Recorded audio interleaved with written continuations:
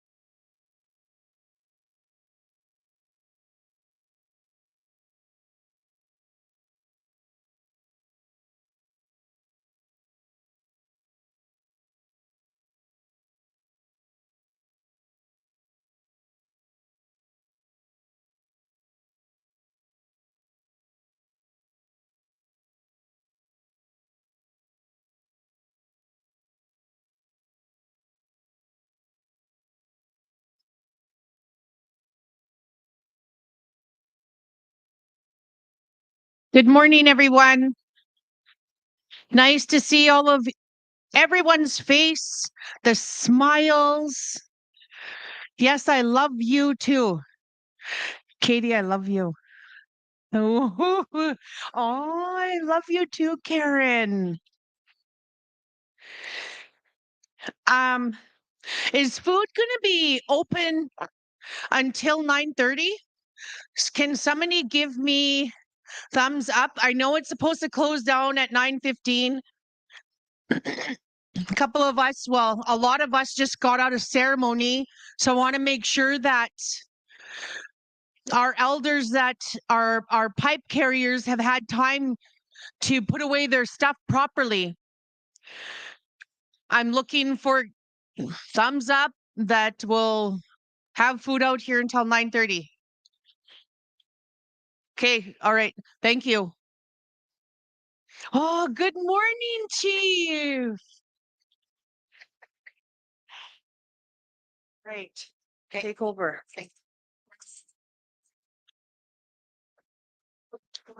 Good morning, everybody.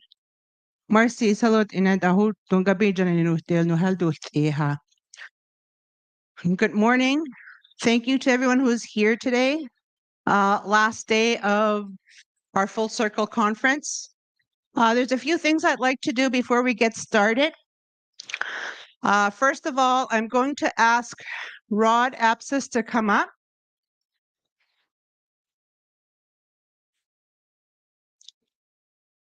And while we're waiting for him to come up, I have Buffalo River crew here who went out for supper last night. I was supposed to be at, but I fell asleep.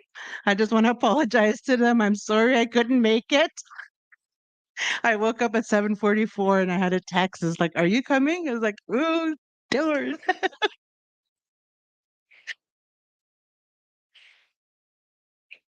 And I said, "Well, I'm up here. There's a few things I'd like to do.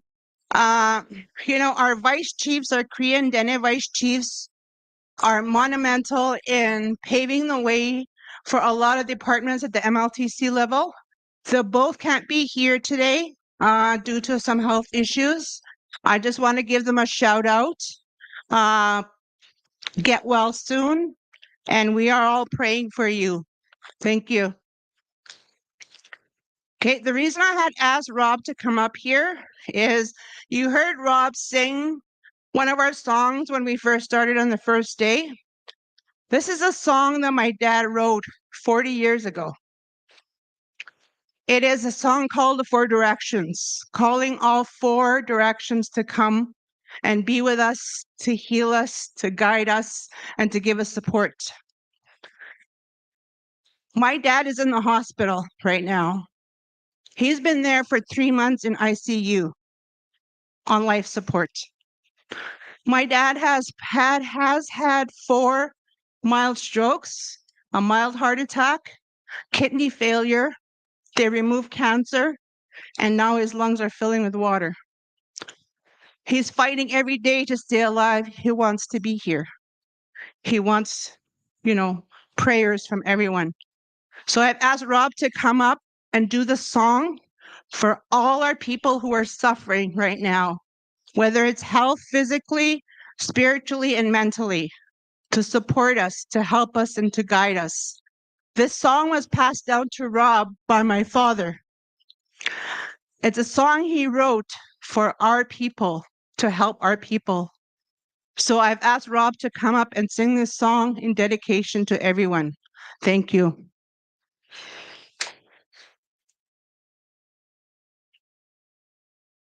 What are you doing, Jenike Marshi and Horishi? I thank everyone. Could we all stand up, please?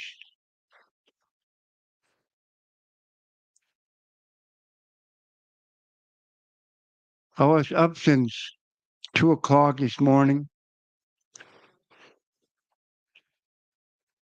I had a call from back home.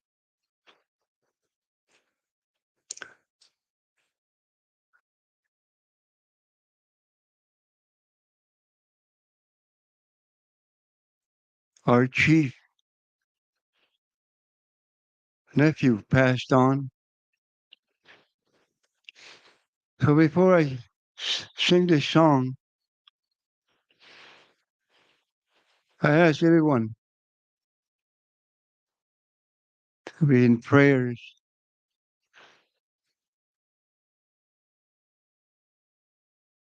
for the two families.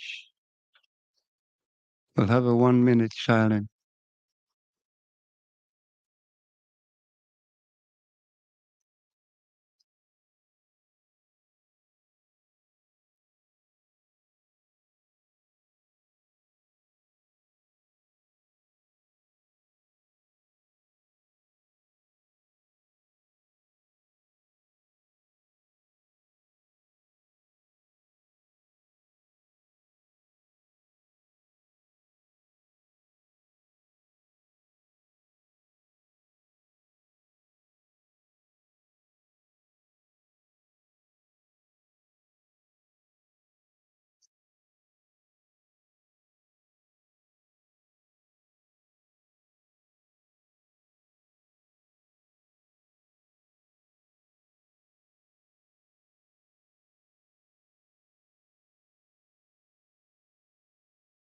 Thank you, Marcy.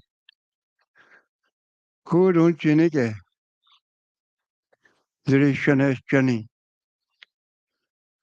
Ese boy, Shidai Ani. Hold on. Pasutedi.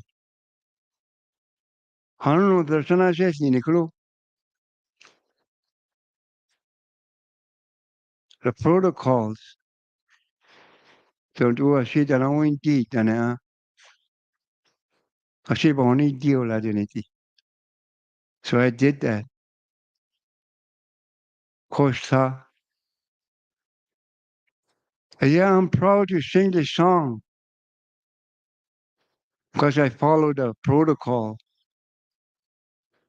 so I can carry on the song in Dene. It's a,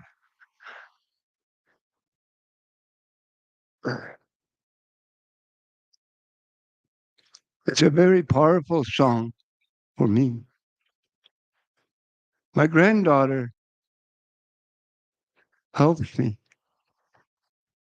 There's two other young men, but they're not here right now.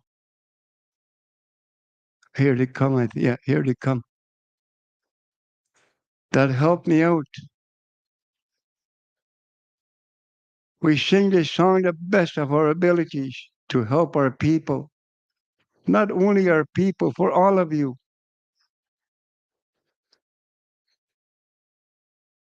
Doesn't matter who you are, God looks upon each one of us, no matter who we are. We talked about it this morning. To love one another, doesn't matter who you are. All nations. And our white brothers. So with that, Marshito, don't you think? Panuldi, hey.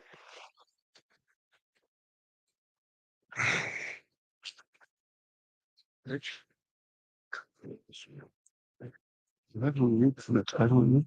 Come.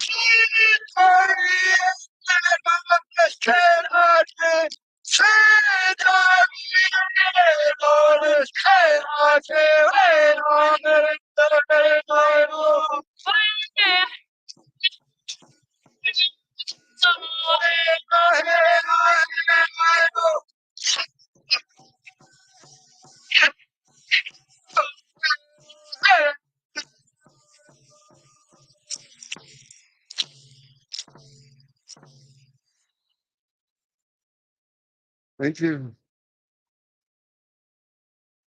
Thank you very much. Thank you.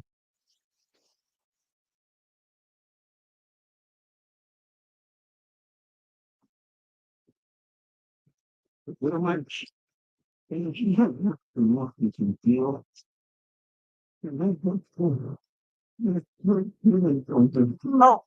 don't worry about it.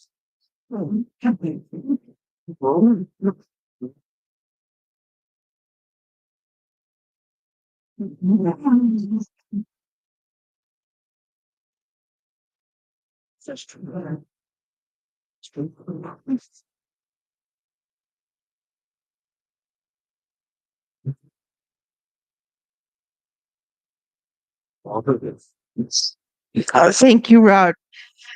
Thank you so much. You know, standing in the back, thinking about my father, probably never to hear his voice sing that song again. What an honor to hear Rob and his young people sing it to carry it forward for our young people. I'd like to thank Rob for that. Thank you so much, Rob.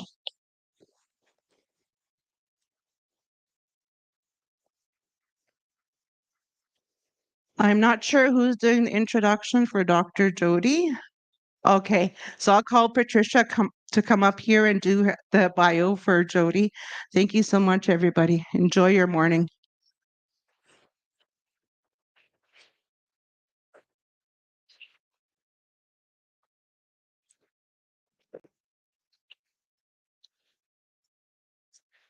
Good morning, everybody, again. Dr. Jody Carrington, I've spent some time with you, but you don't even know how many times, like 3 or 4 times. We actually had her at our Full Circle conference when it was all online during COVID. And so to be able to see her in person back in the Full Circle conference is really, really special to me and special to a lot of you. I'm already getting texts this morning saying that I'm so excited to hear Jody. I've been waiting for this all year. Jody, you're just loved so much. Okay. She doesn't even know that she's a sister from another mister and a mother. But I'm sure you'll accept that sisterhood between the both of us. Dr. Jody Carrington is a powerhouse speaker and powerful and fearless champion for authentic human connection. She is highly sought after for her expertise, her energy, and her genuine and authentic approach to helping people solve the most complex human-centered problems. Jody's work focuses on the value of reconnection, the key to healthy relationships and productive teams. Her authentic host and often hilarious, just deadly humor. Her approach never fails to inspire and motivate audiences. That's why you're part of our theme for this year for Lighting the Fire, for balancing, for healing, for revitalization, for reclaiming, for reconnection. And I feel you understand that. Dr. Jody Carrington is the founder and principal psychologist at the Carrington Practice, where she uses her 20 plus years of expertise to empower the clients she connects with. Jody's unique resume of clients, from kids to major institutions, provides her with the insights and the depth of experience to present unmatched value to her audiences.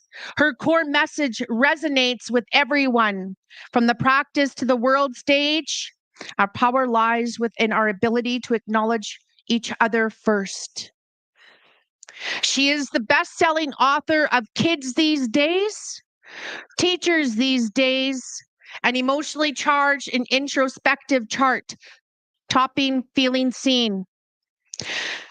Jody lives in a small town down in Olds, Alberta, with her husband and 3 children. She has 3 kids. She has 3 kids that has tested her resiliency. And she leads the amazing team at Carrington and Company. Please join with me. It is an honor to introduce Dr. Jody Carrington. That was the longest goddamn bio. Thank you, my love. What an honor. Thank you. Yep. Oh, okay. Good morning. How are you doing? Okay, this is good. Take your time. I know this is the last part of your conference, and I got to tell you how honored I am. First of all, that you would choose a white woman to kick off the last day of the conference is a bit of a risky move. Okay, so I'm feeling the pressure in this very privileged position, but I got to tell you, it is the biggest honor forever to be able to meet with a group of holy workers. Teachers, can you show me where you are this morning? Our teachers? Okay. Is there EAs? Who's our EAs? So these are the most important people in any school division, the EAs. Can you show me again? Yeah. Like that. Because they only hang on to the kickers and the hitters and the biters. That's why they're hired. Do we have bus drivers? Who else do you have? Consultants? People go like this. Consultants.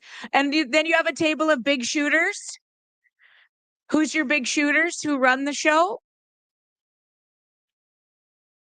You go like that? Yeah? Okay, good. Okay, so we're going to talk today about some hard stuff, all about relationship and connection. And this is what I wish I would have titled this talk: How to Deal with Assholery-ish People. Huh? Have you ever seen more assholery-ish people than you do today? Huh? Aren't they getting more assholery-ish? The parents, the kids. Huh? You don't make eye contact, but the people you work with have never been this difficult. And I'll tell you this. So as a psychologist, I grew up in a little town called Viking, Alberta, Canada, which is a tiny little town, 1,200 people. And we had 7 hockey players, a family of 7 hockey players that grew up there. They're called the Sutter brothers. So 6 of them make the NHL. I tried to marry one, didn't work out. So I had to make it on my own. I found a farmer.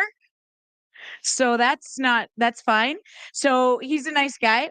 And what happened in that little town is, I can tell you the first and last name of every teacher I had. I can tell you my bus driver's name was Stan Chomuk. He was a crotchety old son of a bitch, and he picked me up every day from grade 3, dropped me home every day to grade 12. And I love that guy. I went to his funeral. What is so interesting about this process of education is that everybody in this room are woven into so many kids' stories. Like, if you can get the top 3 kids in your head right now that you'll never forget, the ones that you wanted to throat punch, maybe the ones that even throat punched you, the ones that, you thought were going to be your swan song, maybe even the ones who died. I promise you, if you can get them in your head right now, they or their families think about you 10 times as much. The work that you do is absolutely holy.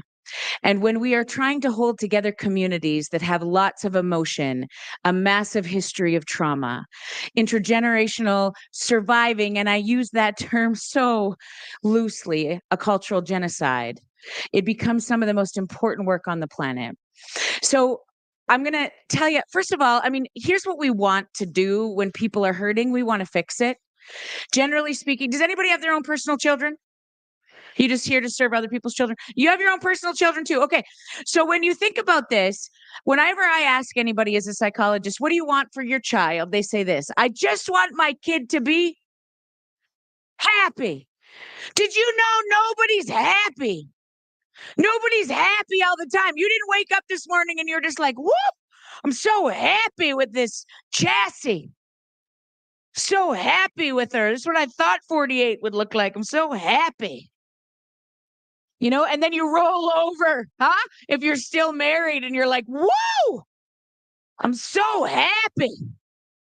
What a good choice. I had a lot of choices in 2009, and I married a farmer that blows his nose like this. I am not happy. Okay. And so here's the thing is that all of our kids, the people we love, are not going to be happy all the time. The idea is, how do we hang on to emotion? Because here, all the emotions, because you have to name it to tame it. And here's the process. If there's nowhere to put it, it'll eat you from the inside out. See, anxiety and depression will not kill you, but not talking about it might. Do you want me to tell you that again? Anxiety and depression will not kill you, but not talking about it might. And when we've come from multiple generations, particularly our males, where there's been nowhere to put it, it becomes very difficult to navigate it. And so, listen, when I left Viking, Alberta, Canada, it was because of a teacher that I wanted to do this stuff. Her name was Holly Nordstrom. And I remember she taught me something in grade 10. I have no idea the literacy and the numeracy. I don't remember a shit thing from there. I went on and got a PhD in this province. And I don't remember anything about the literacy and the numeracy, but I certainly remember the way people made us feel. And I remember where Mrs. Holly Nordstrom was standing and what she was wearing the day she had to tell us the then captain of our hockey team had been killed. And I remember thinking, even as a 16-year-old kid, if the big people are okay, the little people will be too. If there's somebody at the helm of big emotion, when hard things happen, when you get your soul ripped out in that moment, if there's big people to navigate you home, the next generation will be okay. And so I decided I was going to do this for the rest of my life, make people feel the way Mrs. Nordstrom made me feel. And people said, my father said to me, oh, this is so great. You want to be a teacher? I said, shit, no, I don't like kids. I still don't like children. I have 3 of my own, so I'm kind of coming around, but I'm not a fan. I don't know how you people do what you do. I got the first kid. It's a blessing. Really nice, so happy. And then I was feeling completely incompetent. And then I got twins. Oh, thank you so much. There's 3 sets of Spanx and a leather dress sucked in here so tight. Because the twin house, they're 11, but the twin house didn't move. So anyway, I love them. They're really nice. And I much prefer big people. But here's what I don't understand about teachers. You see, educators, they said, do you know what I want to do for the rest of my life? I want to spend every waking hour with other people's children. What's wrong with you? To generally get into this business, you got to be half smart, you know? Like you could have been mechanics or accountants or baristas or something. You were like, no, you know what I like? I don't mind to be licked.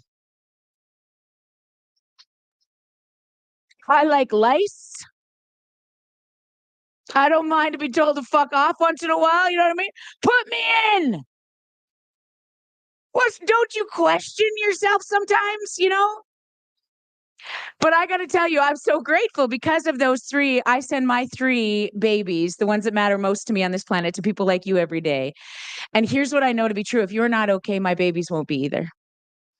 And historically, in the system of education, we focus lots on the kids. And it is time now more than ever to focus on the big people, because if the big people aren't okay, the little people don't stand a chance. We can pour every resource you want. Every kid can get a Chromebook. You can got whiteboards where shit's flying out of them. All the children could have lovely things. Do you know what a Chromebook is to a dysregulated child? A weapon. If the big people aren't okay, the little people don't stand a chance. So I've spent the last part of my career. I was in this province where I did my master's and my PhD. Before that, I served as a civilian member of the RCMP.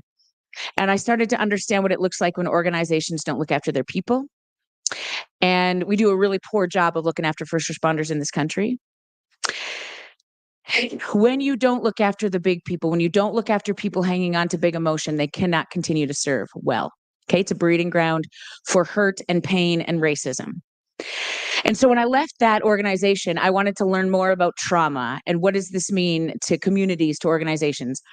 I did my residency in Nova Scotia. I did a postdoc in child psychiatry, and my first job was on a locked psychiatric inpatient unit for kids. For 10 years, I worked with the hitters, the kickers, and the biters. They are my favorite. I love those babies because you know what we ask all the time about the worst among us in our communities? We ask this question all the time.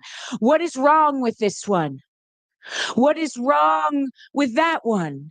And we come up with all kinds of answers, like you got the ODD and the ADHD and the bipolar and the LMNOP and the QRS.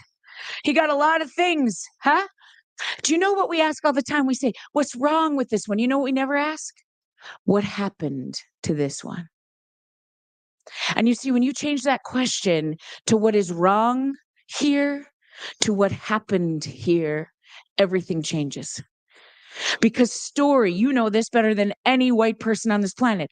Story, context is the prerequisite for empathy. Empathy is the antidote to burnout. When I know why somebody is doing what they're doing, I'll serve all day long. I'll jump in all day long. But when I don't know why, when I think it's because something is wrong with this one, it changes the way that I operate. So when I left this hospital, I married my husband. I always like to say I found him. He wasn't a patient. I like to clarify. He's a farmer. Okay, nice guy. Anyway, he feeds cows for a living, drives around, looks to see if heifers are hungry, and it must be exhausting. But anyways, nice guy. So we get these 3 kids, and I open a little practice in Viking, Alberta, Canada, and I start to consult, or in Olds, I should say, and I start to consult with schools around the hitters and the kickers and the biters. And you see, I've assessed and treated over 1,000 kids in this country, and I've never, not one time, met a bad one. Not one time. I've met a lot of kids who don't know they matter. I've met a lot of kids who are emotionally dysregulated. Haven't had anybody to tell them they're amazing, ever, not one time.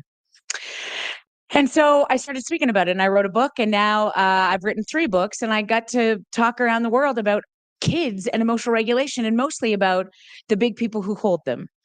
And I'll tell you first, if we can switch back to the slides for me real quick, you can't address what you don't acknowledge. So part of the deal is this.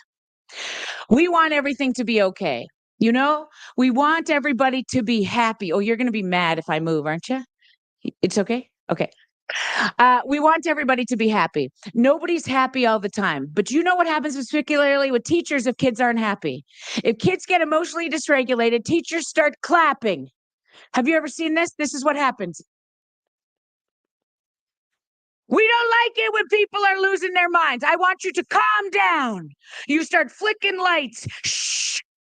We like it best when people are quiet. We don't like it when they're losing their minds. Here's the thing. You can't address what you don't acknowledge. We often say this. If people could just heal, if they would just be okay, we just want them to be happy. But I got to tell you, we have never been more disconnected in the history of the free world than we are in this moment. And you can't address what you don't acknowledge. So I'm going to rip your souls out first a little bit, and then I'll put them back together. Okay. So how bad is it? When people say this to me, we're in a mental health crisis. We will feel the effects of the pandemic for the rest of our careers and probably 3 generations to follow. The mental health crisis that we are in the middle of is big, but you see, it scares everybody when we see a mental health crisis.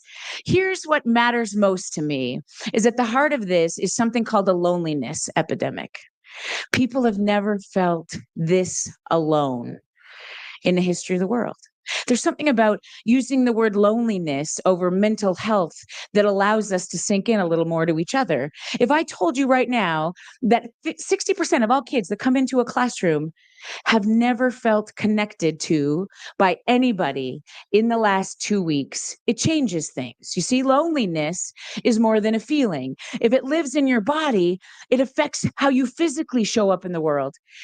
50% of young adults reported no one in the past few weeks made them feel like someone genuinely cared about them. That's 1 in 2. Right now, statistically speaking, in this room, 7 people have a plan to end their lives. 7, statistically speaking. 61% of young kids feel lonely almost all of the time. When we get them into school, when we get them into an activity, when we see them at the 7-Eleven, at a coffee shop, when we start to know that you and me are so disconnected in the moment, it starts to change things. Yeah. We are the first generation of parents that have had this much access to our children. They could get you any moment. Did you know that? Anytime. We don't get a break from them life-sucking cayuse. That's not good for your heart. Huh? You should be in Saskatoon frolicking in the freedom of no children. But they can get you. You all have a phone. Huh? One generation ago, our parents, they didn't have the phone. Somebody would have had to call the center. Then we would have had to go. They would have had to find us. Now they can get you. And if you missed the call, most of us have these dumb watches. It's buzzing me all the time. There's a team snap notification. Some mom is going off about the children on the hockey team. What happens every time we get a message from somebody? What happens, do you think happens to our cortisol? What happens to your body? Yeah, like this, huh? We don't get a break. At the end of a school, you know who else has access to you? The parents. The life-sucking parents who have an opinion all the time, huh?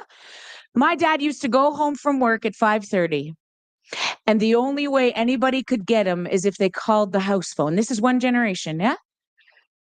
Now we don't get a break. The 80-hour or the 40-hour work week is asinine, you see, because we don't get a break. Who charges their phone by their bed? Do this for me. Who charges their phone by their bed? See, some of you are looking at your phone. You can't even look up. I don't even know she's talking. Yeah. Who charges their phone by their bed? Huh? Listen, it is so hard not to. At the end of the night, you're just trying to relax, you know? In the morning, what's the first thing you do before you even pee? You look at the phone because you don't want to miss nothing, huh? You'll just check your emails real quick so you can get ahead of the day. And then you're in there and you're like, son of a bitch. What is she doing? And then you just want to feel better. So you check Instagram or the Facebook, huh? And you're like, oh my God, Connie's working out already. Oh, what a bag. How do you feel? There's your shoulders up here before you even pee, huh? So then your kids come in, they say, good morning, Mom. Good morning, Dad. You say, what? And then you go to school just to serve the children. And your principal's an asshole today because they've been like this. Everybody walks in like this, mad, huh? And then the children want to learn shit. And they got questions, huh? And so our tolerance for everybody in one generation has become so significant. They're just lonely. They just want somebody to smile at them. You're like, yeah, I want somebody to smile at me. And then at the end of the day, you see, after we've just taken everybody else's stuff, then we just go home to try to relax and connect with our people. Do you know what the last thing I want to do at the end of the day is? Connect to my people. My personal husband is the last thing that I want. Do you know what I feel like I earn the right to do every day? Launder money in the Ozarks. I want to watch I want to watch Dateline. That's what I feel I've earned the right to do. So we spend the whole day like this. We have to deal with our own families and our aging parents and all the things that happen in this world. And then at the end of the day, we watch shows to relax that resemble usually somebody dying, you know, some big investigation. Did somebody, huh? And then we just say, I don't know why I can't sleep. It's a struggle to me why I can't relax. I don't know what's wrong here. I better take a weed gummy. Huh? Do you understand? Like your body is going, what in the name of all that is holy has just happened in this half of last generation? Huh? It doesn't know what to do. And then you wake up and start it all over again. Our capacity to look and to see other people has become significantly compromised because we spend the vast majority of our day like this. You can't give away something you've never received. If you've come from multiple generations of abuse, neglect, and trauma, what happens is in your bones, you're like this. And we've now just entered into this time where everybody else is like this. COVID expedited this process, you understand? Because for 3 years in this province, we said, be careful, stay away from each other. For the physical safety of your communities, let's just put a pause on things like weddings and celebrations of life and connections in communities. Okay, so now we have a generation of kids, a bit of a gap, where it's a struggle to even make a conversation in an elevator. I would much rather look at my phone. Because you see, empathy, kindness, connection, it's a skill. You're not born with it. Somebody has to show you how to do it. And if we've never been, look, think about the square footage of the house that your grandfather was raised in. 1, 2 generations at best. The square footage of the house. How many times did people look at each other? Think of the size of the beds that your grandparents slept in. If they had to fight, they had to figure their shit out because they were like this. Huh? My personal husband and I, we got a king size bed. I don't even know where he is most of the time. Huh? It is estimated that our great grandparents looked at their children 72% more of the time than we look at our babies. 72% more time. When somebody they had a bad day, they got bullied on the bus in my father's generation. And he came off the bus brokenhearted and sad. And he walked into that 700 square foot, 1-bedroom house on the farm. Who knew about it? Who knew he had a bad day? Everybody. Now, our kids have the same bad days. You see, because kids haven't changed. They still need people to walk them through big emotions. They have less access to us, and our shoulders are like this. Yeah? The kids aren't the problem. Not one time. Not one time have I met a bad kid. Highest rate of suicide in this province is middle-aged men.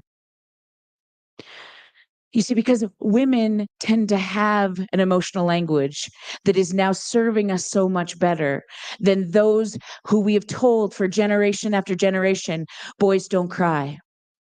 Be tough. Suck it up. Be a man. Which the equivalent to that is, you're tough, huh? You can't tell me how every single person with every heartbeat on this planet has the exact same emotional makeup. If I have nowhere to put it, it'll eat me from the inside out. And historically speaking, women are better at this than men. This is not about penises and vaginas.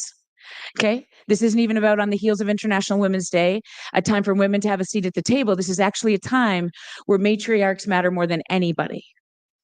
Because I need an emotional language to be able to say things like this. Tell me more. What's the hardest part? What can I do to help? This becomes the most important language. Sorry, just about knocked you off your chair. Here's the question we don't ask a lot about. What about teachers? Are they okay? Because if you're going to spend more waking hours with the children in your community, this is what happens. You see our children, kids like mine, for more waking hours in the run of a school week than us primary caregivers do at home. You have more capacity to spend eye contact because you're educating, you're teaching, you're in gym or drama or art or music, or you're speaking a language that people have to listen to. How do I articulate that Dene word? How do I say that? What does that mean? What does this mean? Huh? There's much more interaction that happens in a school. To be able to find a study on teacher mental health, they're almost non-existent. We're always worried about the children. So this is a 2015 study where they started to say, in Canada, are teachers okay? Guess what the response is? No! When you spend the vast majority of your career hanging on to other people's dysregulated babies, because here's the interesting thing. In order to understand how to be kind and to regulate emotion, to use your words, you got to get dysregulated first. The chaos is necessary to learn the calm. So when I ask educators to step in front of our children, I'm actually asking them to be some of the most profound walkers of big emotion. Because they got to be assholery-ish, to learn how not to be assholery-ish. You see what I mean? We want everybody to be calm and quiet. We need places where it's safe to have your emotion. We would say that most of our absences for educators are because the job gets too much. It's too heavy on our hearts because we very rarely give teachers, educators, a place to say, do you know how holy you are? Do you know how amazing this is? Very few kids and very few parents ever come back and say this, thank you. I see how early you get here. I see how late you stay. I see how much you lose sleep over my baby. We don't say that very much to each other. Because here's the interesting thing about the human race. Let me tell you this real quick. Whoever made humans, okay, now I don't care what you believe, the creator or Jesus or Yahweh, or if you believe in the great big bang, however humans got here, there's two rules. Number one, they said, whoever they are, I'm going to make you neurobiologically wired for connection. Okay, that's the first rule. If you disconnect from an infant, they die. Okay, so I'm going to make all you humans in this room neurobiologically wired for connection. You'll do better if you have the capacity to stay close to people. Maybe not even be best friends, but that you have a connection, a community. You can look at people. I'm going to make you neurobiologically wired for connection. Okay, rule number one. Rule number two, I'm going to throw a curveball to you humans. The hardest thing you will ever do, despite the fact that you're wired for connection, is look at each other. So that's the two rules of the human race. You're neurobiologically wired for connection, but I'm going to make it hard for you fellas to look at each other. Do you doubt it? Make eye contact with somebody in this room right now if you feel safe enough to do it. Make eye contact right now. Good job. You two are winning. Good job. Look at that. Holy mother. In Meadow Lake, you are responsible for the children. And this is what I just saw. And then there's some people in the back, they're like, this is fucking dumb. We are neurobiologically wired for connection. The hardest thing you will ever do is look into the eyes of the people you love or you lead. And when you have trauma on board, when people in this world have taught you it's not safe, other humans are not safe, one of the things that goes the first is our ability to stay connected. And here's the interesting thing. We are playing by a set of rules in this education system that was established for a world that no longer exists. Do you know what those rules were made? This is my forefathers in psychology made these rules of schools, of actually every major institution. They said, listen, we need people to be calm. We like it when there is law and order. So how best can we get people to be calm? Watson, my forefather's psychology, he said, look what happens when you shock a rat. Son of a gun. It stops the behavior. And then Skinner, he said, look what happens when you reward a pigeon with colored water. Oh, it does more of that behavior. Let's do this with children. Rewards and consequences. Perfect. It should create these very listening, compliant children. Huh? Because kids are basically like vermin and birds. You know what I mean? What could go wrong? So every major institution across this globe conscribes to this behavioral model. You make a good choice, I reward you. You don't make a good choice, I punish you. Huh? And we hope suddenly people should just be kind. But here's what's interesting. Nobody asked the rat, how do you feel about the shocker guy? Huh? Do you like the shocker guy? Do you want to be like the shocker guy? Do you respect the shocker guy? Because what we didn't realize we had to measure, you see, is relationship. We didn't know we had to measure proximity because that was already embedded in this process. Even with the rats and the birds, there was a relationship that had formed with the people doing the experiments. We didn't know that. because we didn't have to know that. We lived in small houses. Nobody had a cell phone. We spent a lot of more time together. Behaviorism, rewards and consequences worked. Because, and here's the problem, it still works. If I have a big enough stick, I can get anybody to comply. When I say to educators, help me understand why we still use suspensions as the primary form of punishment. Well, because it doesn't work. Did you know that? You can't take away enough stuff from a kid to make him be kind. What do you think happens when you send a kid home for 3 days after they've been caught vaping in the bathroom? What do you think they do in those 3 days?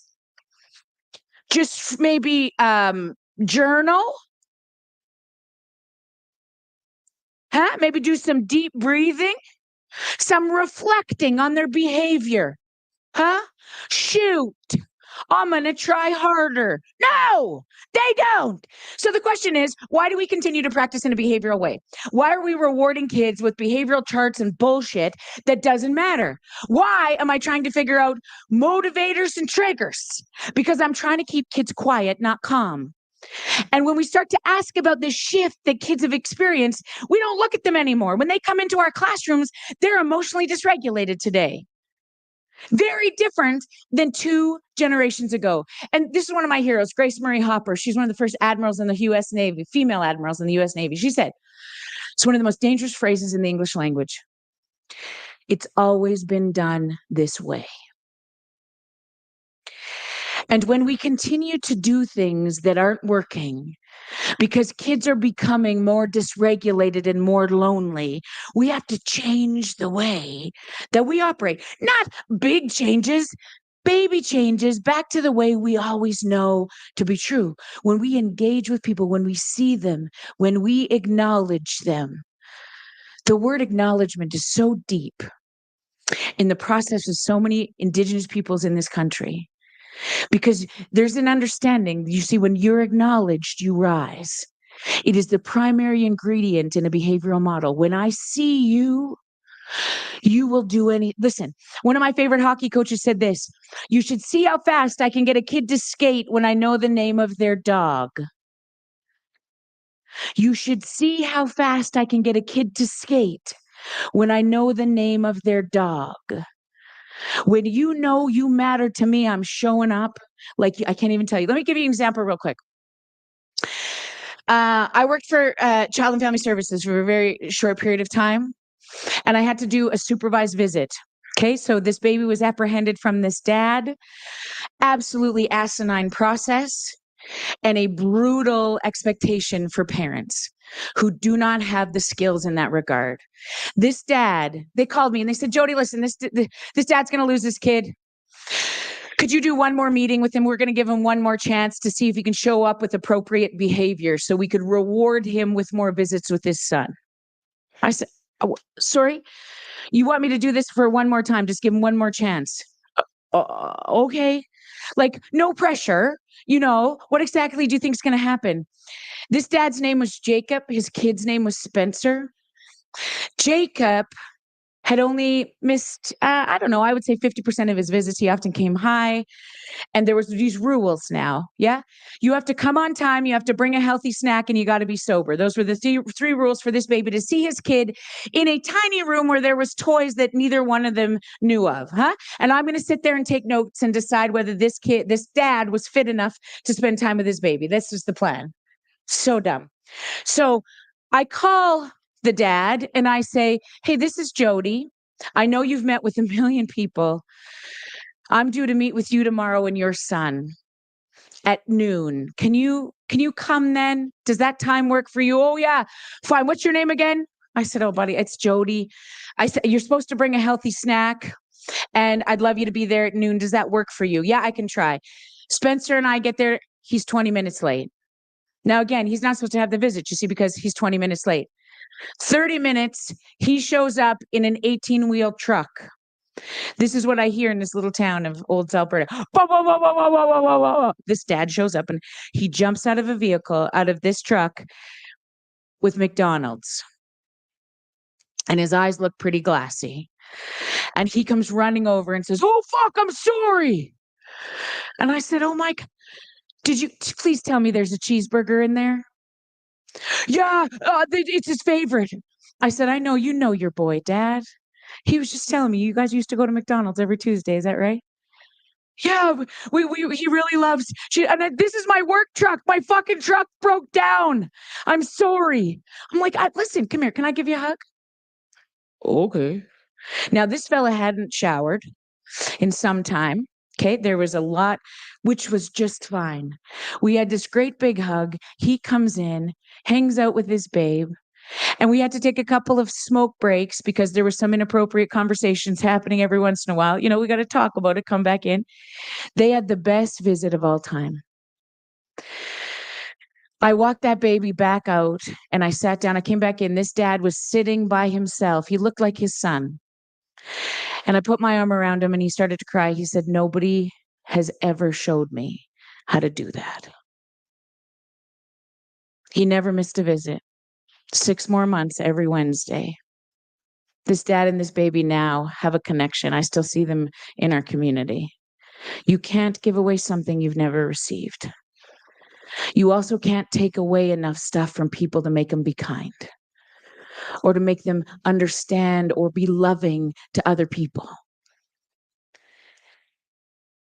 At the heart of all of this is this concept called emotional regulation. This is the only thing that kids need to know to be successful in this world. It actually isn't the literacy and the numeracy. I know I met the math consultant this morning. Your job's very important, but not nearly as important as emotional regulation. Do you want to know what the definition of emotional regulation is? How not to lose your friggin' mind. How to stay calm. Oh, sorry, did I scare you? How to stay calm in times of distress. This is the number one thing any kid, any human who is successful knows. How not to lose their friggin' mind. Think about your favorite boss of all time. Your favorite leader, whether it was in your family or in a volunteer organization or somebody you've worked for. I promise you, your favorite human, your favorite leader of all time had this one skill: emotional regulation. How not to lose your friggin' mind. Okay? Because think about this. If you're your principal does not have the skill of emotional regulation. Imagine if this is what happened, okay? It's a Monday. Somebody's puked in the foyer. 2 kids are fighting in the classroom. Somebody said, I think Jackson with an X has a gun in his locker. And there's 3 parents ready to give you the complaints, okay? Now, this is Monday. What you don't want in your principal is somebody to do this. Holy shit! I don't know. Tell the cops. Oh, God. Huh? You don't want somebody to lose their friggin' mind. What you want at the helm is somebody who's emotionally regulated. You want somebody to be like, this is an exciting Monday. Okay, Karen, you're good with puke. Do you think you could help me just clean that up here? I'm going to go check out Jackson. I know it's a pellet gun. He likes to bring his pellet guns on Monday. So I'm going to get Jackson. Can you break up that fight there for me, Kim? Because they just need a hug. And then we're going to meet back for a high quality meat tray at noon. Okay, I'm going to buy everybody lunch. That's what you want. Is somebody not to lose their friggin' mind. Now, here's the skill of emotional regulation. Somebody has to show you. You can't teach new leaders by telling them, calm down, use your words. Can you imagine if you texted an infant? Use your words. Huh? You have to show them. Because never in the history of telling somebody to calm down is anybody still married? The last time your sweet muffin of love said to you, oh, Jason, relax. Did you go, do you want to make out? This also doesn't work with children. When you're telling them you're not making a good choice, they know. Here's the anatomy behind emotional regulation, okay? Let me show you the neurophysiology. We did this in PEI too. Put your hand up like this. You can show me now if you don't mind. Put your hand up like this. Put your thumb on the inside. Wrap your finger around your thumb. That is a hand model of your brain. Look of her. She's about the same size. Hey, She's about the same size of the brain that's currently in your head, in your skull in this moment. Some of you guys got bigger brains than others. Okay, size doesn't matter, sir. So these two are comparing here. Now, here's how can you show me on the screen? Is that okay? Take your time. You just flip over to me.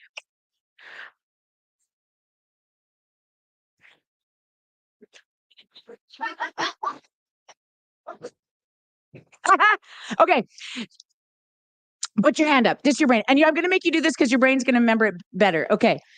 Now, I want you to notice your arm represents your spinal cord. Your wrist is your brain stem. Flip your fingers up. Inside, you'll see your thumb. That represents your limbic system. That is where fight, flight, and freeze lives.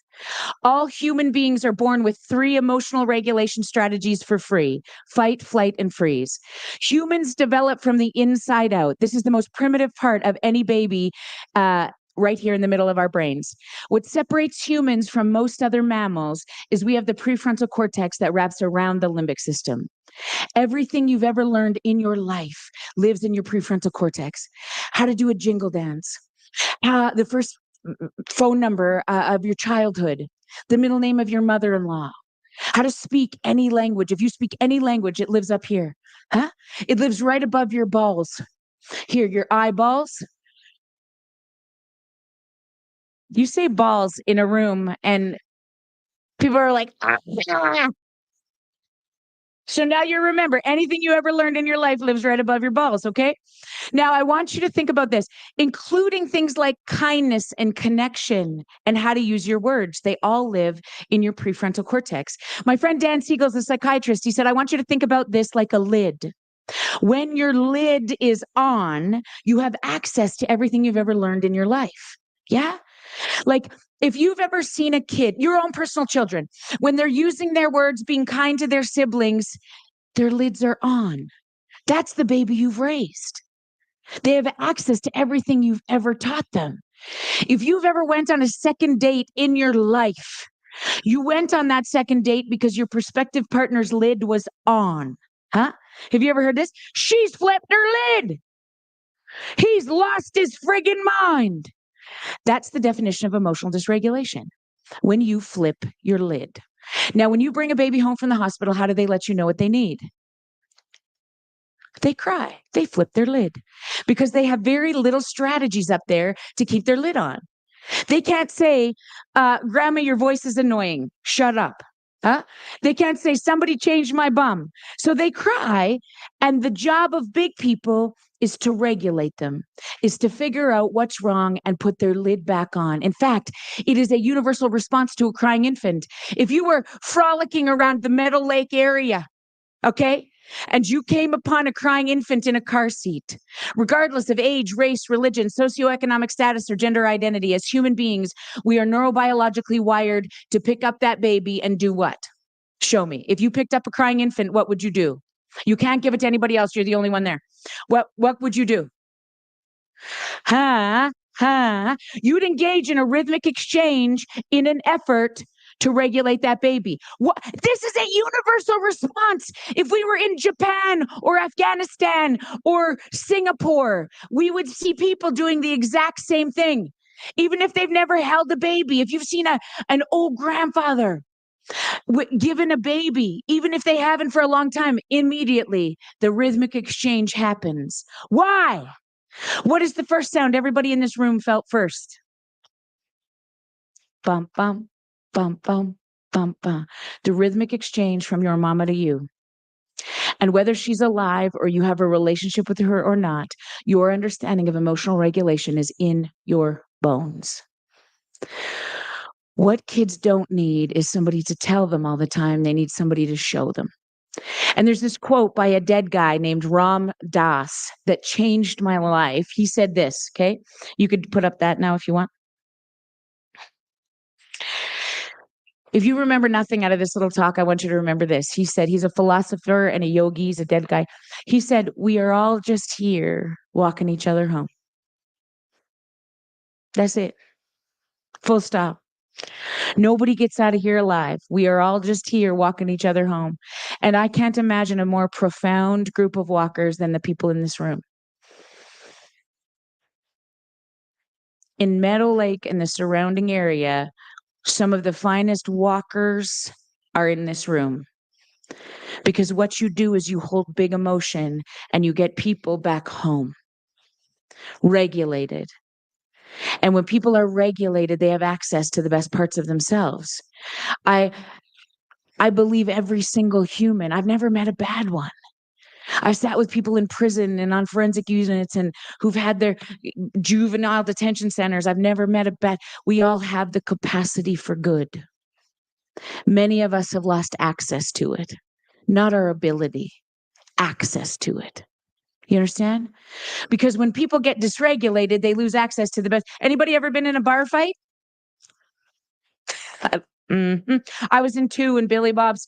What happens at the beginning of the night, if you see somebody who's emotionally regulated, they can dance, they can speak about many things, education, sports, maybe they're interesting people. What does that same human look like at the end of a bar fight?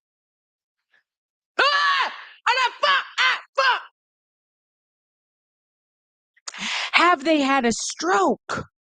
What has happened to their language? Have they lost their ability to speak? No, they've lost access to it. This is very true of kids. Have you ever seen, this is my favorite part.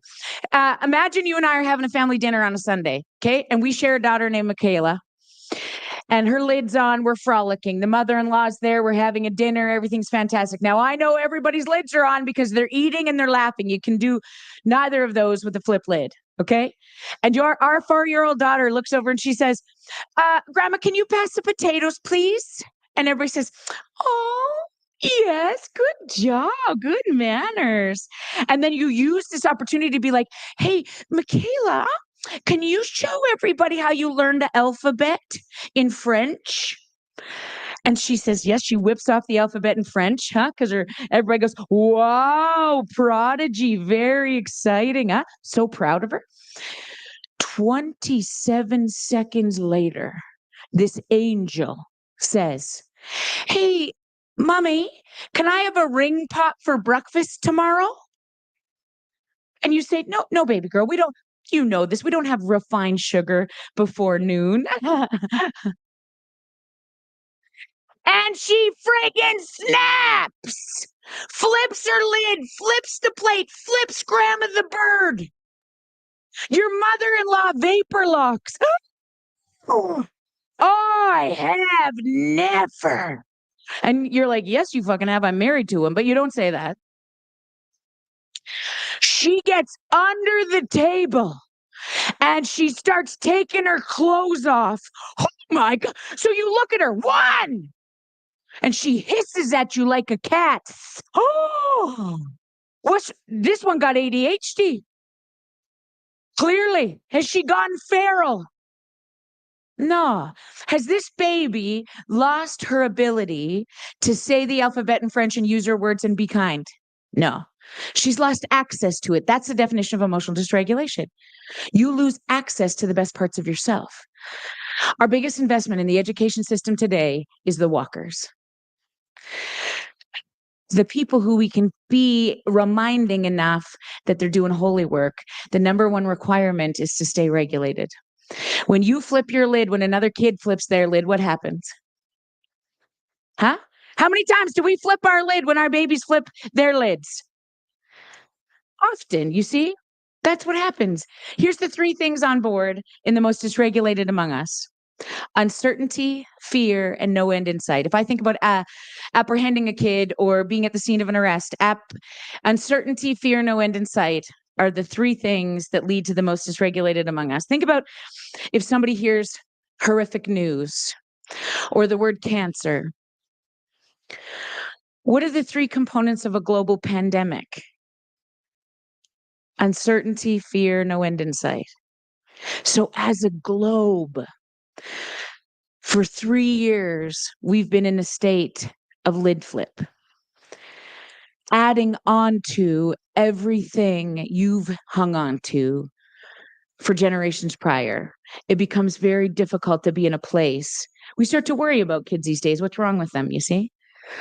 The same things that they've always needed, they need today. They need walkers. Here's what happens when many of us spend time in uncertainty, fear, no end in sight. People want me to talk about this all the time. How can you continue to serve a really emotionally dysregulated population that only seems to be getting more emotionally dysregulated? I can't. I'm burned out. And it's interesting. Freudenberger came up with this in 1974, this theory of burnout. Okay. And he was studying at the time a drug addicted population. And what he noticed is that certain people would use drugs excessively to numb, to avoid places where they felt incompetent. Because the latest research in addiction would say this: the opposite of addiction is not sobriety, it's connection. When you feel competent, when you feel like you matter, when nobody has told you again and again and again that you're terrible, you want to stay present. The opposite of addiction is not sobriety, it's connection. And so when he was studying this process, he also noticed that in the workplace, there seemed to be lots of people that just started to feel incompetent. So they would numb or feel like, what's the point? Because it felt too big. So he started to call that, just as we do colloquially, we call addicts burnouts. He used that term in organizations and said, many people are looking as though they're burnt out. Here's the 3 things that happen in people who are burnt out in organizations. He came up with this 50 years ago. He said, you'll notice these 3 things in people who are burnt out: emotional exhaustion, a lack of compassion, and an experience of futility. Okay. So emotional exhaustion makes sense to me, because if we spend our whole days trying to fight problems that we feel are too big and we get nowhere, this is where's our shoulders like this. And we never get a break. You just want to take a minute and you go into your office, 67 emails telling you how effed up the whole world is, huh? Like this. Okay. And then you go home and your own kids are life sucking Caillou humans that obviously you're screwing up. And then your parents are not doing great. And you're like, oh my God. This is what happens, okay? You're exhausted. Your body's like this. Guess what the first thing happens then? It messes up your sleep. Greatest predictor of mental wellness is your sleep. You need to rest this in order to continue to serve. The number one question I ask people when they come into my office is, how's your sleep? How many of us can say, oh gosh, so good. So good. I just go home, at the end of the day, maybe I just take a bubble bath and frolic, and I just get into my jammies and just drift off to a slumber, 8, 10 hours sometimes. Whew, so good. Nobody.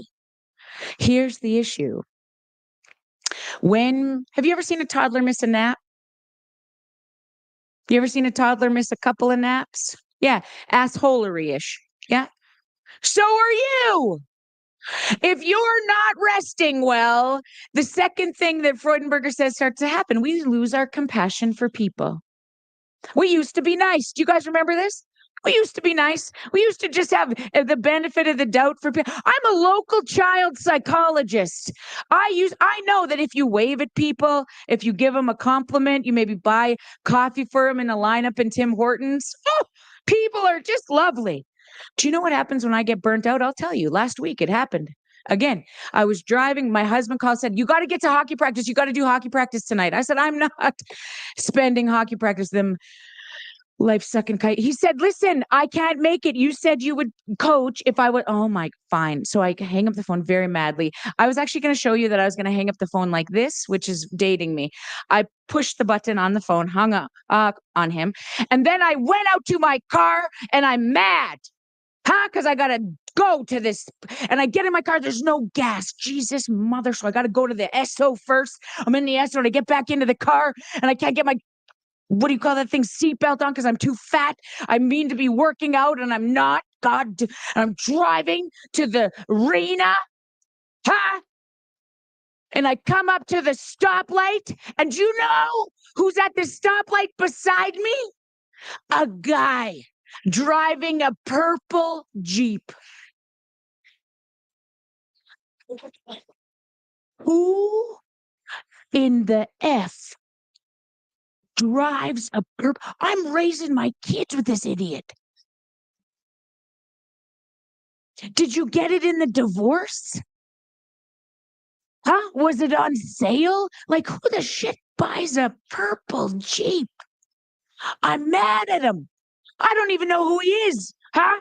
I'm going to take him off the light in my gray Durango. I'm going to show him what a real vehicle can do.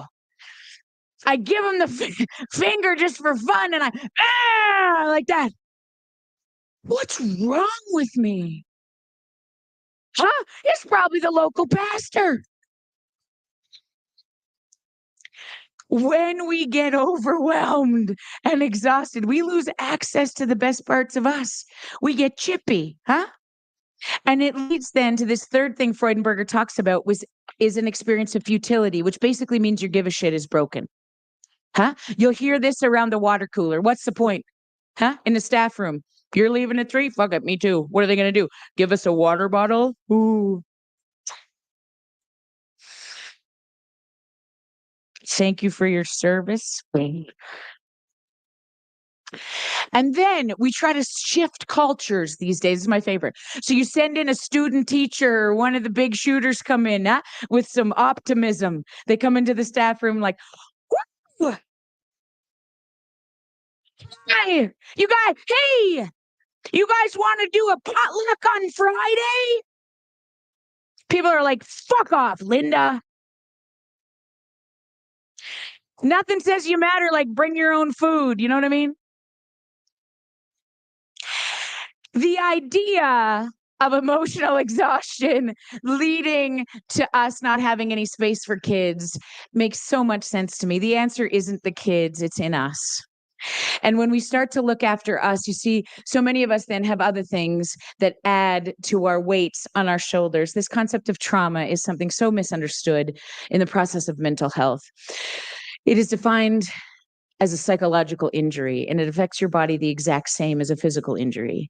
Because when you encode something in terror, your shoulders are like this.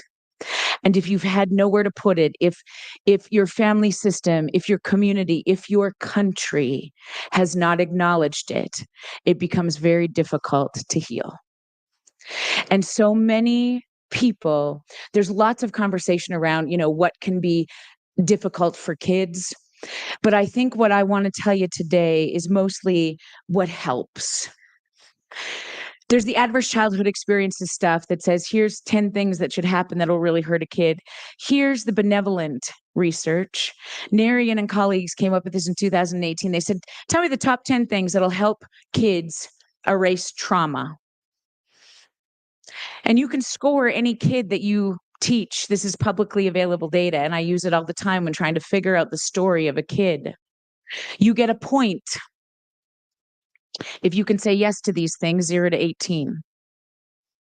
And you will notice that the capacity to heal trauma, 50% of these items happen in a school. If the kid you're thinking about can say yes to, I liked school, not, did you like the literacy and the numeracy? Did you meet all the data, freaking whatever, benchmarks, whatever that word means? No. Did you like school? Did you come into school and people were like, woo, Jackson, you made it. Gosh, come here. Did you watch the Oilers game last night? Huh? Drysaitl's going to get fit. I don't know what. We have that.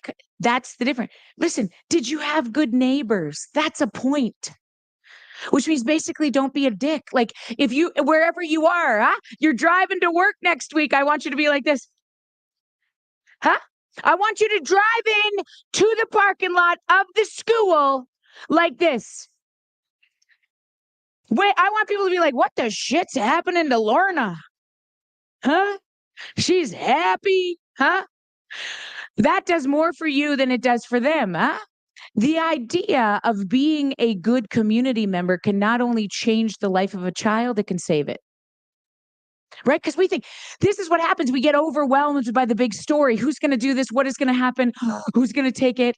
You and me doing the next best right kind thing can single-handedly not only change the world, it can save it. And I think this is so true. Schools are the key site for mental health interventions. You have more access to kids in this country than anybody. And we very poorly support this process in education. And we talked about this a little bit. The primary focus in being able to help kids get back to the best parts of them will not happen when we separate them from each other. If it is necessary to keep a staff or a kid safe, it makes the biggest sense to me. But my greatest question to all administrators is this: what does the reintegration look like? Who's staying connected to that baby when they're out of school?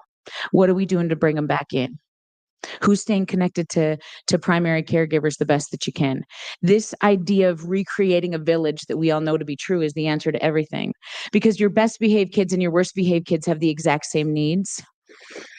On any given day, your best behaved kids just had a met before they got there. Here's the answer to it all that I'm going to leave you with today. It comes down to one word, and it's called acknowledgement. When I wrote Feeling Seen, I knew the answer to people want this all the time. What is the answer? Okay, fine. It's all messed up. What's the answer? Listen, there's a complex answer there, but I'm going to give it to you this way. It's really acknowledgement. When you're acknowledged, you rise, full stop. And you only have the capacity to acknowledge another human when your lid is on. If you're flipped and worried about all the things you're doing wrong, you lose your ability to see other people. And here's the definition of acknowledgement. I'll tell you this. I grew up in Viking, Alberta, white, straight, able-bodied, and extremely racist. I didn't know anything. I got a PhD in this province. And not one time did I learn about the residential school system. Not one time. As a doctor, I served for Child and Family Services, where 72% of kids in care in this moment are Indigenous. They make up 10% of the population. Not one time did I say, in my privilege, in my white audacity, did I ever say, what happened here? Not one time did I ask that question. In fact, all I knew about Indigenous peoples was that there's a big addiction problem and you have to drive fast through reserve. That's it. That's it. Not one time did I have that conversation. And so for the last 5 years, when I've spoke across this country, I will tell you this with all the embarrassment in my heart. I sat through many land acknowledgements. And when I started thinking about this word acknowledgement, every time I would listen to a land acknowledgement, I would be like, what does that word mean? Why? What is this about? Because I would hear people say this all the time. How many times do we have to do this? This land acknowledgement? Huh? We've already done it. This is history. Despite the fact that the last residential school closed in 1996, I don't know why I'm telling you this because you know this, but I'm telling you this this is what I learned. The last residential school closed in 1996. This is in history. Here's the definition of acknowledgement. It is the act of bearing witness to, of holding space for. You see, I've heard this many times. We've already apologized. Why do we need to do a land acknowledgement? We were already apologized. We brought the Pope over. You're welcome. Huh? Not a single ask. In the 2015 Truth and Reconciliation Commission's report, there are 94 calls to action to us Canadians. There's not a single ask for an apology. There are many asks for acknowledgement. Don't forget. The simple act of bearing witness to is the key to everything. Because when people are acknowledged, they rise. You can't get to reconciliation before there's truth, there's acknowledgement. This is what I'm learning. Yeah? Unlearning way more. Here's the interesting thing about it. It's not an apology. When you truly acknowledge another human being, people say, I'm sorry you got cancer. I'm sorry your child died. What the fuck are you sorry for? What you generally want is somebody to say, tell me more. What's the hardest part? What am I missing? Yeah. When somebody says, I got to tell you this because I'm very embarrassed. When I hear people do land acknowledgements and they butcher the names of the land on which they're trying to acknowledge because they couldn't take the time to get it right. I can't imagine what it must be like to be sitting in imagine your brother, George, dies tragically next week in Moose Jaw. And you go to the funeral and somebody stands up and reads off the paper. We're here to remember Jorge. People say, who the fuck's Jorge? Huh? It's gotta be genuine. Huh? You got to come on. And it's never a one-shot deal. We've already did this. We did a land acknowledgement last week, last meeting, last convention. We are neurobiologically wired for connection. Huh? This is what I'm having many conversations with white people about this. We are neurobiologically wired for connection. One time is never if you've ever sat in the front row of a funeral, yeah, if you've ever, God forbid, buried your own baby, what you're hoping in that experience is there'll be an acknowledgement of their life. And you hope that's not the last time they say their names. This is the definition of an acknowledgement. This is the thing when we do more in our communities, in our classrooms, simply acknowledge the ones that are the hardest to give it to. They will rise. I promise you. And so everything that I created for you today happened back on Treaty 7 land, which is now known as the center part of the province of Alberta. It is home to the Blackfoot Confederacy, which is made up of the Siksika, the Kainai, the Piikani, the Tsuut'ina First Nation, the Stoney Nakoda First Nation, and the Métis Nation Region 3. It is my privilege to raise my babies on a land where so much sacrifice was made. And it is only the job of us in working with the next generation to understand the power of acknowledgement. Because when you're acknowledged, you rise. We can't tell people how to be great. You got to show them. You can't tell them how to be anti-racist or inclusive or kind. You have to show them. And I think it's the hardest thing on the planet to do when we're overwhelmed and exhausted. So we have 3 priorities. This is what I'll leave your teams with. You have 3 priorities moving forward. You, the people you work with, and then the kids you serve, in that order.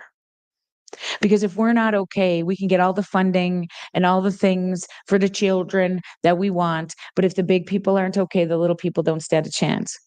So in the 1 minute we have left, I want you to do this. You're my number 1 priority. Do this with me real quick, okay? Take a deep breath. Drop your shoulders. The body keeps the score, okay? Any trauma that's ever experienced in our body is held here. Trauma is not what happens to you. It's what happens inside of you as a result of what happens to you. Do you understand? What happens inside of you matters most.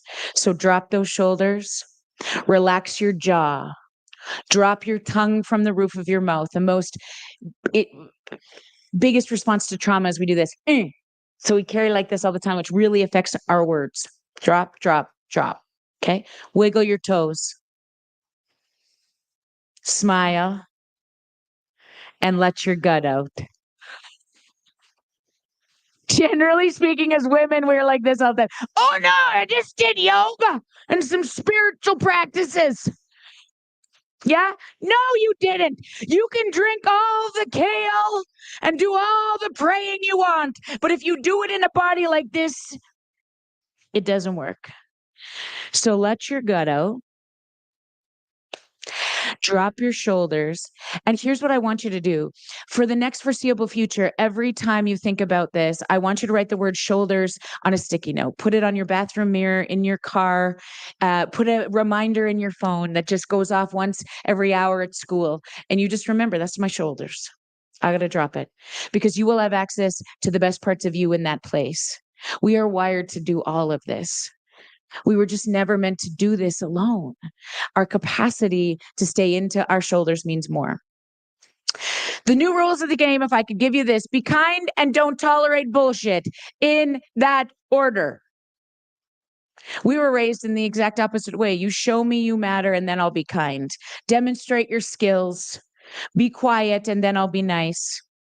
New set of rules, my friends. Be kind, but it doesn't mean everything goes. Kids need to push the limits to know where the edges are. That's where we say, back in your desk. Not bet. Safety's an issue, all bets are off. But all kids shouldn't get a medal. That is dumb. If you play in a hockey tournament in Saskatoon, there's 7 teams. Your child loses all 6 games. They should not get a medal. Somebody should tell them they suck. Huh? Hockey's not your sport. Maybe move to Pierceland. They have a better team. Just joking. Just joking. You shouldn't say that to children. I'm a child psychologist also. But you should say it's hard to lose sometimes because I need a script for futility. If I just try to keep everybody happy all the time, then I have no script for when my heart gets broken or I lose the job or I lose the game. Yeah. Holding space for that becomes one of the most important things you will do. The most vulnerable emotion on the planet. What are you feeling what is the most vulnerable emotion you can feel? Give me an emotional word. Any word. Pick a word of emotions. Do you guys know about emotions? Emotions. Shame. That's where you feel the guilt. Loneliness. Do you know what the most vulnerable emotion on the planet is? Joy. Joy. Belly laughing with a farting contest with your staff. Just joking. But I often say this to people. Patricia's in. I often say this to people, yeah? When is the last time you danced in your kitchen sober? When is the last time you belly laughed with your babies? You know? The idea is one of the greatest predictors of a healthy staff is when I'm listening in the hallways to laughter. Because the kids are watching, you see, and not the maniacal, like, let's kill the principal, ha, ha, ha, like, but, truly, truly joy, like this is a good time kind of laughter, because it truly is the only reason we're here. I promise you that. Oh, Jody, did you write a book? Yes. I don't know how that got in there, son of a bitch. It is so good and so good for your whole team. Marty, did you bring some today? Shoot. Okay. But here's the first line in Feeling Seen, okay? We look all the time, but we don't see. We listen, but we don't hear. And in this world where there is so much noise, we've been missing more and more these days the thing that matters most. We were never meant to do any of this alone. So I want you to make eye contact one more time with somebody in this room.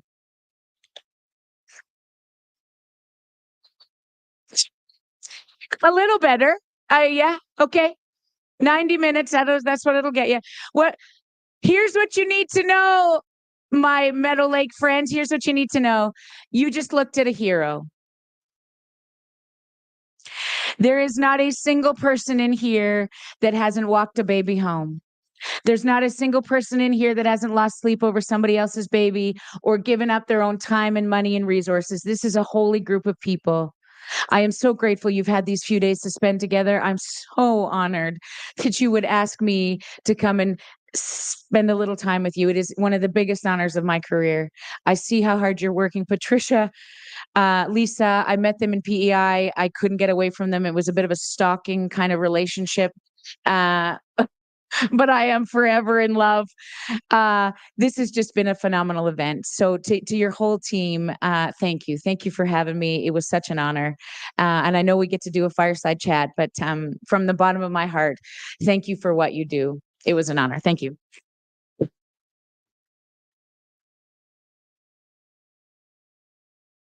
Oh, stop right now. Okay. Yep, that's good. Okay. So good. Not okay. All right. So do we got are you Patricia, is it over to you now? Chief.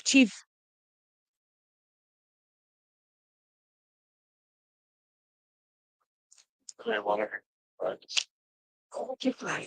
What? Stop. Where's that chat? You can open it up. Okay. Wait. Okay.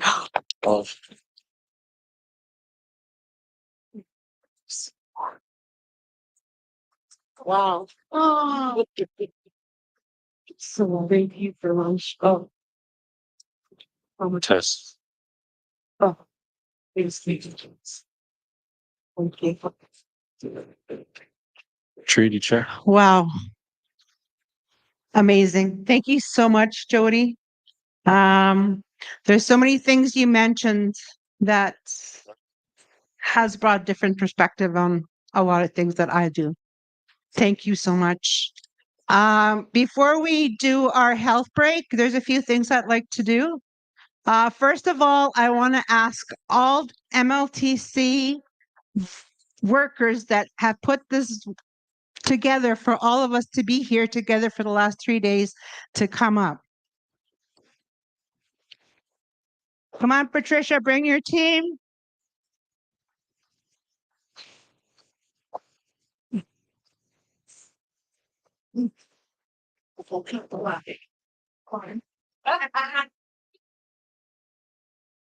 He acknowledged it.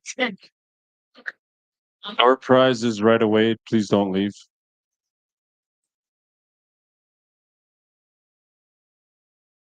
Okay, well, they're coming up here. We are going to do door prize draws as soon as we're done this.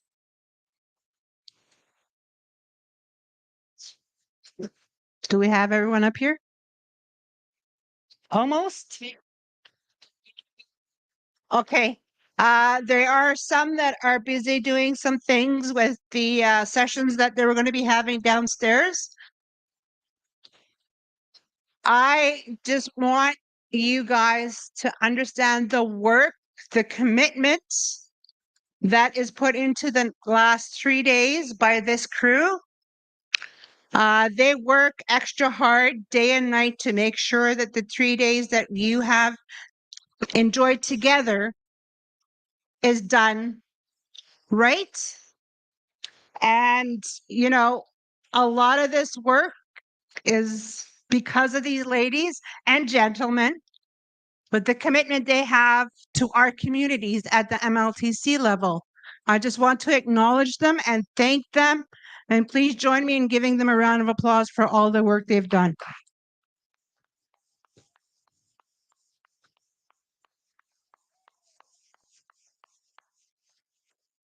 Anyone want to come up and say a few words? No? You guys are all good? So if you see them out there, thank them so much for all the hard work that they do for us.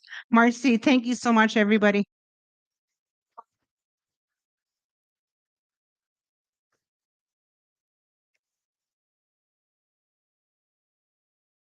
Take it away, Nathan. Start doing the draws.